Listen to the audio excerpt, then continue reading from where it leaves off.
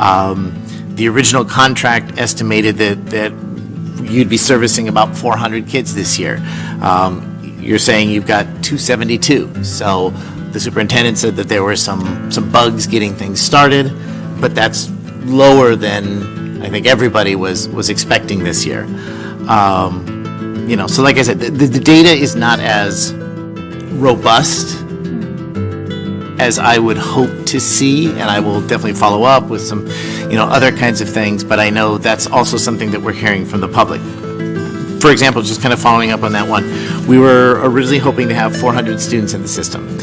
Contract says about 800 students next year. So what are you imagining will happen between now and next year that's going to triple the number of students that you're seeing? Yeah, that's a great question. Thank you for asking that. So I think it took us a while to ramp up, right? And so if you look at the data and that we're able to serve 272 students within a 4-month period, if you double that, that's over 500 students. That's, close to 600 students. So, and that's just with the resources we currently have. Obviously, with additional resources, an additional year contract, we can triple that. So I don't see, just given that we've been able to show the data that we have been able to show in just a 4-month period, I think that those numbers are completely doable. Can we talk a little bit about credentials, because that's something that's come up a lot? Yeah. You mentioned that there's somebody who's got an MSW who supervises somebody who's got the licensed clinical, who is Other way around. We have an LCSW that supervises the MSW, who provides therapy. Okay. So there is one LCSW person? Two. Okay. Are they on campus? No, they're not on campus. They're providing supervision to the MSW from our center, and sometimes they show up on campus, but mainly they're not stationed on campus. So they don't need to be present in order to supervise? No. Okay. And then there is just the single MSW at the moment? Okay. Question for Mr. Tran. There was also a question about supervision and how we are okay having students, because again, I know as a classroom teacher, I can't even leave students alone with an aide.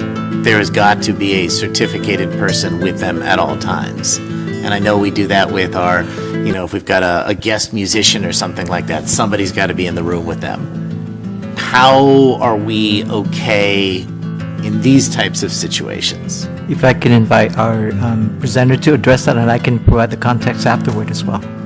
Their quality as people, but I'm not sure that covers our responsibility for supervision. Every student that we send over to New Earth is actually the teachers of New Earth. It's not the teacher of record. So to a certain degree, the students who are sent over there for supplemental services, they're rostered under our own CCUSD teacher.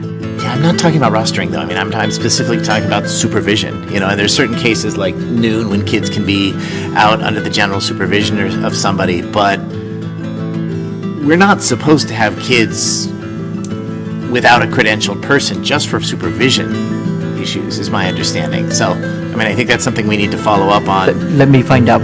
Firm on that. Right. I just have a question about working in collaboration with Culver Park. Would New Earth be competing with Culver Park? Would they be working together? The initial conversation is still with the group that is formulating the plan to be presented to the board soon.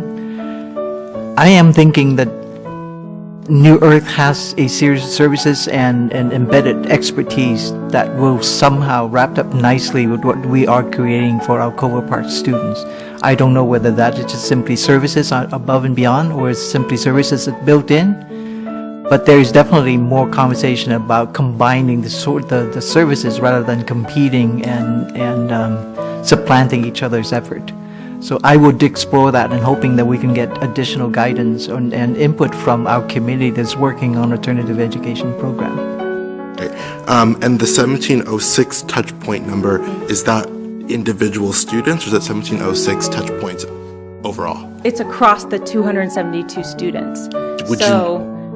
It really all depends. One student might get 100 touch points. One student might get 50. It just really depends on their need, and it depends on how they participate with us. Thank you so much. And it's not a question, but a statement just to staff. I thank my colleague, Mr. Guerrero, for asking that question about the LCSW supervising the MSW. I look forward to getting that response once we have, but I also hope that we can figure out a way that these responses aren't just in the Friday memo. I think that the public also are curious about the supervising qualifications, and if there's a way that we can share that with the community, I think that would be worthwhile for us to look into.